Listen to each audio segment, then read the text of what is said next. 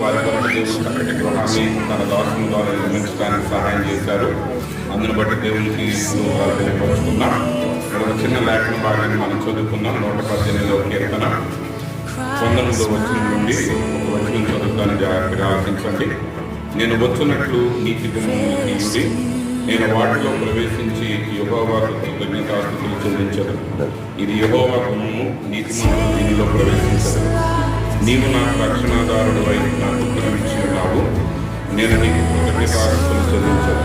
దేవుడి వాటి వారిని దీవించుగాక.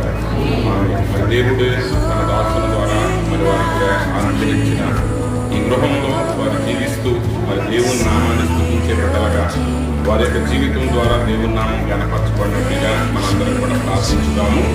ఈ యొక్క సమయంలో ప్రార్థన ద్వారా మనము ఈ యొక్క గృహాన్ని మనం ప్రారంభించాం. అందరూ చదివే కదా, మనం ఎంత ప్రయాసపడి